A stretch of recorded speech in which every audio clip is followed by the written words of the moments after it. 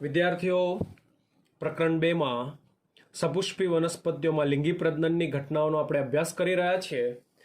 અત્યાર સુધીના બધા જ લેક્ચરોમાં આપણે લિંગી પ્રજનન સાથે સંકળાયેલું અંગ પુષ્પ અને એના બે આવશ્યક ચક્રો પુંકેસર અને સ્ત્રીકેસરની રચનાનો અભ્યાસ કરી રહ્યા છીએ, જેમાં અત્યાર સુધી આપણે પુંકેસરને લગતી બધી જ માહિતી પૂર્ણ કરી છે. આજના વિડીયો લેક્ચરમાં વિદ્યાર્થીઓ આપણે પુષ્પનું માદા પ્રજનન અંગ એટલે કે સ્ત્રીકેસર ચક્ર અથવા આને બીજા શબ્દોમાં ઝાયંગ તરીકે પણ ઓળખવામાં આવે. તો આજના લેક્ચરથી આપણે સ્ત્રીકેસર ચક્રની શરૂઆત કરીશું. તો સ્ત્રીકેસર ચક્ર આપણે જાણીએ છીએ એ પ્રમાણે પુષ્પનું માદા પ્રજનન અંગ છે. 11મા ધોરણમાં આપણે થોડુંક ભણ્યા છીએ, રિવાઇઝ કરીએ એક વખત. તો પુષ્પ જે છે એમાં સૌથી અંદરનું ચક્ર પણ જો આપણે કહી શકીએ તો એને આપણે સ્ત્રીકેસર ચક્ર અથવા ઝાયંગ તરીકે પણ ઓળખીશું. વિદ્યાર્થીઓ, આપણે આ પ્રકરણની અંદર મુખ્ય બે આવશ્યક ચક્રો અથવા લિંગી પ્રજનન ચક્રોની જ ચર્ચા કરી રહ્યા છીએ. લિંગી પ્રજનન ચક્રો કે જેઓ નરજન્યુ અને માદાજન્યુ ઉત્પન્ન કરે છે એની સાથે તેઓ સંકળાયેલા છે અને ફલનની પ્રક્રિયામાં તેઓ જન્યુ વહન, જન્યુ જનન, જન્યુ જોડાણ અને પછીનો જે વિકાસ છે બરાબર એ સાથે સંકળાયેલા છે. માટે આપણે પુંકેસર ચક્ર અને સ્ત્રીકેસર ચક્રની જ ચર્ચા કરીશું. પુંકેસર ચક્રની બધી જ સમજૂતી આપણે પૂર્ણ કરી છે. સ્ત્રીકેસર ચક્ર મેં કહ્યું એ પ્રમાણે કે પુષ્પનું માદા પ્રજનન અંગ છે. પુષ્પનું ચોથું પ્રજનન ચક્ર કહેવાય. પુષ્પનું સૌથી અંદરનું પ્રજનન ચક્ર તરીકે પણ આપણે એને ઓળખીએ. આપણે જાણીએ એ પ્રમાણે વિદ્યાર્થીઓ, જો આપણે શરૂઆતમાં પુષ્પની મેં તમને આકૃતિ સમજાવી છે. પુષ્પની પાસે આવા 4 ચક્રો, જેમાં સૌથી અંદરનું આ છે, બરાબર છે. જો સ્ત્રીકેસર ચક્ર એની સંખ્યા અથવા સ્ત્રીકેસર ચક્રના આધારે જો આપણે પુષ્પના પણ પ્રકારો આપવા હોય તો અહીંયા સ્ત્રીકેસર ચક્રને આધારે આપણે પુષ્પના આવા જુદા જુદા મતલબ કે પ્રકારો આપી શકીએ. મુખ્યત્વે આપણે એમની પાસે સ્ત્રીકેસરની સંખ્યા કેટલી છે એને આધારે આપણે પુષ્પના મુખ્ય 2 પ્રકારો આપી શકીએ. પહેલો પ્રકાર છે જેને આપણે કહીશું એક સ્ત્રીકેસરી પુષ્પ. બીજો પ્રકાર જે છે એને આપણે કહીશું બહુસ્ત્રીકેસરી પુષ્પ. એક સ્ત્રીકેસરી પુષ્પનો મતલબ છે વિદ્યાર્થીઓ કે જે પુષ્પની અંદર સ્ત્રીકેસરની સંખ્યા એક જ હોય. એક જ સ્ત્રીકેસર જે પુષ્પમાં આવેલું હોય એ પુષ્પને આપણે એક સ્ત્રીકેસરી પુષ્પ તરીકે ઓળખીશું. વિદ્યાર્થીઓ, થોડુંક યાદ કરીએ. આપણે 11મા ધોરણમાં ફેબેસી કુળ અથવા લેગ્યુમિનેસી કુળ જે છે જેની રચના આપણે ભણ્યા છીએ અને એમાં આપણે બંને જે ચક્રો છે પુંકેસર અને સ્ત્રીકેસરની આકૃતિ અને એના ચક્રોની પણ સમજૂતી આપણે આપી છે. પુંકેસર તો 9+1 એટલે દ્વિગુચ્છી પુંકેસર હોય પુંકેસર, જ્યારે સ્ત્રીકેસર કે જેની સંખ્યા એક જ છે એટલે મોટા ભાગની જે કઠોળ વર્ગની વનસ્પતિઓ છે, લેગ્યુમિનેસી કુળની જે વનસ્પતિઓ છે, ફેબેસી કુળની જે વનસ્પતિઓ છે એમની અંદર એક જ સ્ત્રીકેસર આવેલું હોય. ટૂંકમાં જે પુષ્પમાં એક જ સ્ત્રીકેસર આવેલું હોય એવા પુષ્પને એક સ્ત્રીકેસરી પુષ્પ તરીકે ઓળખવામાં આવે. ઉદાહરણ તરીકે આપણે વટાણાના પુષ્પને લખી શકીએ. જ્યારે જે પુષ્પોની અંદર સ્ત્રીકેસરોની સંખ્યા એક કરતા વધારે હોય તો આવા સ્ત્રીકેસરોને હવે આપણે બહુસ્ત્રીકેસરી પુષ્પ તરીકે ઓળખીશું. પણ 11મા ધોરણમાં આપણે એ પણ ભણ્યા છે કે બહુસ્ત્રીકેસરી પુષ્પની અંદર જો સ્ત્રીકેસરોની સંખ્યા ઘણી બધી છે પણ બધા જ સ્ત્રીકેસરો જોડાયેલા છે કે પછી મુક્ત છે, તો અહીંયા સ્ત્રીકેસરો યુક્ત છે કે મુક્ત છે એને આધારે ફરી પાછા આપણે એના આવા 2 પ્રકાર આપીએ. એક મુક્ત સ્ત્રીકેસરી અને બીજો પ્રકાર જે છે એને આપણે યુક્ત સ્ત્રીકેસરી તરીકે ઓળખીએ. તો વિદ્યાર્થીઓ, ફરી એક વખત એક પ્રકાર શું નામ આપ્યું આપણે? તો એને મુક્ત સ્ત્રીકેસરી તરીકે ઓળખીએ અને બીજો પ્રકાર જે છે એને આપણે બરાબર શું કહીશું? તો એને યુક્ત સ્ત્રીકેસરી તરીકે આપણે એને ઓળખીશું. તો અહીંયા આપણે મુખ્ય આવા 2 પ્રકારો એના માટે આપ્યા. મુક્ત સ્ત્રીકેસરી પુષ્પ એટલે શું વિદ્યાર્થીઓ? તો આપણે જાણીએ છીએ પ્રમાણે કે મુક્ત સ્ત્રીકેસરી પુષ્પ એટલે ઘણા બધા સ્ત્રીકેસરો છે. આપણે પ્રકાર ભણી રહ્યા છીએ બહુ સ્ત્રીકેસરી, મુક્ત બહુસ્ત્રીકેસરી સ્ત્રીકેસર. એનો મતલબ એવો છે કે ઘણા બધા સ્ત્રીકેસરો છે પણ બધા સ્ત્રીકેસરો એકબીજાથી મુક્ત છે, એકબીજાથી છૂટા છે. તો આવા સ્ત્રીકેસરોને આપણે મુક્ત બહુસ્ત્રીકેસરી સ્ત્રીકેસર તરીકે ઓળખીશું. વિદ્યાર્થીઓ, તમે ગુલાબ અને કમળનું જો પુષ્પ જોયું હોય તો તમને ખબર પડે કે જેની અંદર ઘણા બધા સ્ત્રીકેસર આવેલા હોય અને ઘણા બધા સ્ત્રીકેસર કે જેઓ બધા એકબીજાથી મુક્ત છે, એકબીજાથી છૂટા છે. તો આમ પહેલો પ્રકાર આપણે ભણ્યા મુક્ત બહુસ્ત્રીકેસરી સ્ત્રીકેસર. બીજો પ્રકાર જે છે એ બીજા પ્રકારની ખાસિયત એ છે કે આ પણ બહુસ્ત્રીકેસરી છે, પણ આમની પાસે આવેલા બધા જ સ્ત્રીકેસરો એકબીજા સાથે જોડાયેલા છે. બધા એકબીજા સાથે જોડાયેલા હોય એટલે આને આપણે યુક્ત બહુસ્ત્રીકેસરી સ્ત્રીકેસર તરીકે ઓળખીએ. વિદ્યાર્થીઓ, તમે તમારા ઘરની આસપાસ જાસૂદના પુષ્પનું પણ જો ધ્યાનથી અવલોકન કરશો તો પણ તમને ખ્યાલ આવશે કે જાસૂદની અંદર ઘણા બધા સ્ત્રીકેસર આવેલા હોય પણ બધા જ એકબીજા સાથે જોડાયેલા છે. મેં અહીંયા એક સરસ મજાની આકૃતિ દોરેલી છે, એ જાસૂદના પુષ્પની જ વિચ્છેદિત આકૃતિ છે. તમે જોશો તો સૌથી ઉપરની બાજુ 1 2 3 4 અને 5 સ્ત્રીકેસર છે. 5 સ્ત્રીકેસરો છે પણ પાંચે પાંચ એકબીજા સાથે જોડાયેલા છે એટલે એક જ પરાગવાહિની છે. તો તમે ઉદાહરણ લખી શકો છો ધતુરો અને જાસૂદ.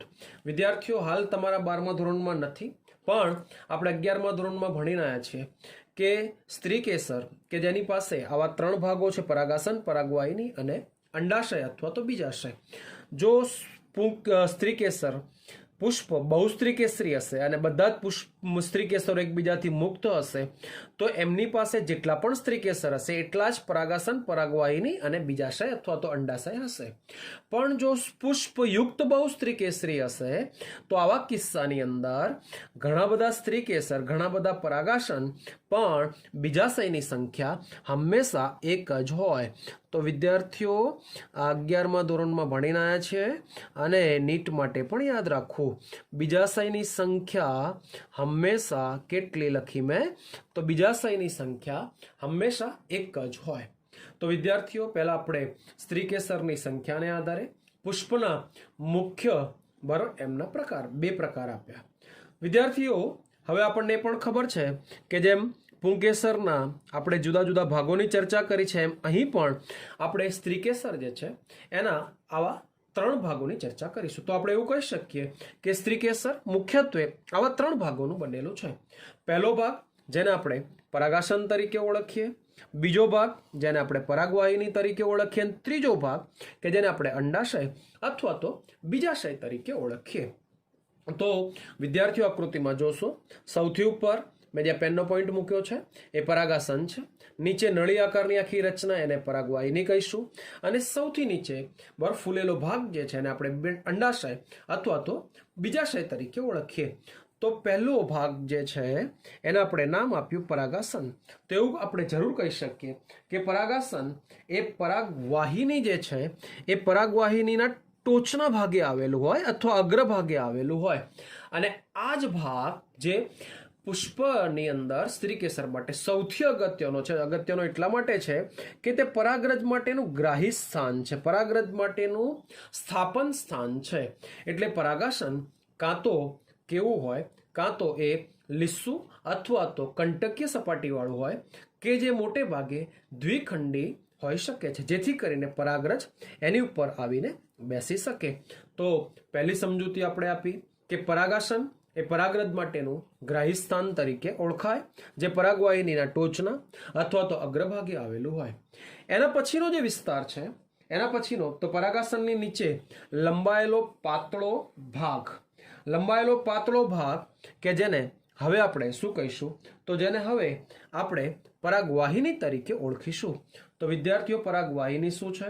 તો આકૃતિમાં તમે જોશો પરાગાસનની બિલકુલ નીચે લંબાયેલો પાતળો નળી જેવો ભાગ કે જેને આપણે પરાગવાહિની તરીકે ઓળખીએ અને મોટે ભાગે એની જે સપાટી છે, બહારની સપાટી, એ સપાટી લીસી અથવા રોમ જેવી રચનાથી પણ આવરિત હોય છે. એના પછી ત્રીજી જે રચના છે, આ ત્રીજી રચના કે જેને આપણે અંડાશય અથવા તો બીજાશય તરીકે ઓળખીએ કે જે સ્ત્રીકેસરની રચનામાં સૌથી નીચે આવેલું, એટલા માટે આપણે લખ્યું છે કે તે સ્ત્રીકેસરની રચનામાં નીચે એટલે તલસ્થ પ્રદેશ કહેવાય, તલભાગ કહેવાય, એટલે તલસ્થ ફૂલેલો ભાગ સ્ત્રીકેસરનો સૌથી નીચે આવેલો તલસ્થ ફૂલેલો આ ભાગ જે છે જેને આપણે અંડાશય અથવા તો બીજાશય તરીકે ઓળખીશું. અંડાશયની જો રચનાનો અભ્યાસ કરવામાં આવે તો અંડાશય અથવા બીજાશય એ હંમેશા અંદરથી એક પોલાણ અથવા કોટર ધરાવતું હોય છે, અથવા તો એની અંદરની બાજુએ પોલાણ અથવા તો કોટર આવેલું હોય. અને આ જે પોલાણ અથવા જે કોટર છે એ કોટરની અંદરની બાજુએ જરાયું આવેલું હોય. જરાયું તો આપણે 11મા ધોરણમાં ફરી પાછા ભણીને આવ્યા છીએ. જરાયું એટલે શું? તો જરાયુની વ્યાખ્યા આપણને ખ્યાલ છે કે વનસ્પતિના પુષ્પની અંદર જે બીજાશય છે, બીજાશયની દિવાલની સાથે જોડાયેલી ચપટી પ્રવર્ધમય રચના કે જેને આપણે જરાયુ કહીએ, અને જરાયુની જે ગોઠવણી છે એને આધારે બીજ પણ ગોઠવાયેલા હોય, એટલે આપણે એક ટૂંક નોંધ ભણીને આવ્યા છે જરાયુ વિન્યાસ. તો વિદ્યાર્થીઓ થોડુંક યાદ કરીએ એટલે આ ટૂંક નોંધ તમારા માટે ખૂબ જ સરળ બની જાય. તો જરાયુ આવેલા હોય, જરાયુ વિન્યાસ, તો તમને ખબર પડી ગઈ જરાયુ શું છે. જરાયુની ખાસિયત એ છે કે જરાયુ ઉપર એક અંડક અથવા અનેક અંડકો આવેલા હોય. ટૂંકમાં એવું કહી શકાય કે અંડાશય જે સ્ત્રીકેસરમાં તલસ્થ ભાગે આવેલો ફૂલેલો પહોળો વિસ્તાર, બીજાશય અથવા સ્ત્રીકેસરની અંદર એક પોલાણ આવેલું હોય અથવા કોટર આવેલું હોય, કોટરની અંદરની બાજુની જે દિવાલ છે દિવાલ સાથે જરાયુ જોડાયેલા હોય. જરાયુ એટલે શું? તો આપણે કહ્યું પ્રમાણે દિવાલ સાથે જોડાયેલી ચપટી પ્રવર્ધમય રચના કે જેને જરાયુ કહેવાય. જરાયુઓની ગોઠવણીને જરાયુ વિન્યાસ કહેવાય. અને આ જે જરાયુઓ છે આ જરાયુ ઉપર એક અથવા અનેક અંડકો આવેલા હોય. અંડક જેને હવે આપણે મહા બીજાણુધાની તરીકે ઓળખીએ છીએ. ટૂંકમાં આપણે એવું કહ્યું કે દિવાલ ઉપર જરાયુ વિકાસ પામે છે, જરાયુ ઉપર અંડક અથવા માબીજાણુધાની વિકાસ પામે છે. અને આમ બીજાશયમાં મંડક અથવા માબીજાણુધાનીની જે સંખ્યા છે એને આધારે પણ આપણે આના પ્રકાર આપી શકીએ. જો અંડકની સંખ્યા 1 હોય, બરાબર છે, અથવા અનેક પણ હોઈ શકે, તો તમે જોઈને કહી શકો કે ઘઉં, ડાંગર અને કેરી જેવી જે વનસ્પતિઓ છે એમાં એક જ અંડક આવેલું હોય. અંડકનો વિકાસ થશે એટલે અંડક બીજમાં પરિણમશે. તો તમને ખ્યાલ છે કે ઘઉંના દાણાની અંદર જ્યારે છોડ તૈયાર થઈ જાય એટલે દરેકમાં એક એક દાણો આવે. કેરીની અંદર પણ એક જ બીજ છે, એક જ ગોટલી છે. એ જ રીતે કેટલીક વનસ્પતિઓના બીજાશય એવા છે કે જેની અંદર ઘણા બધા અંડકો આવેલા. પપૈયાને કાપીએ એટલે ઘણા બધા કાળા બીજ, જે બીજ પહેલા અંડક તરીકે ઓળખાતા હોય. તરબૂચમાં પણ ઘણા બધા અંડક હોય, અને ઓર્કિડની અંદર પણ ઘણા બધા અંડકો આવેલા હોય. તો વિદ્યાર્થી મિત્રો, આના પછીના લેક્ચર માટે આ એક સરસ મજાની માહિતી મેં તમને આપી. આગળના લેક્ચરમાં અંડક અથવા માબીજાણુધાની શું છે એની આપણે સમજૂતી મેળવીશું. એક વખત વિદ્યાર્થી મિત્રો આ રીતે આકૃતિને તમે જોવાનો પ્રયત્ન કરશો તો તમને ખ્યાલ આવશે. મેં જે હાલ દોર્યું છે આ શું છે? તો આ બીજાશય છે. અને બીજાશયની અંદર આ રીતે આ ચપટી રચના જેને જરાયુ કહેવાય, અને એની ઉપર આ રીતે વિકાસ પામતી આ જે રચના છે એને હવે આપણે અંડક તરીકે ઓળખીશું.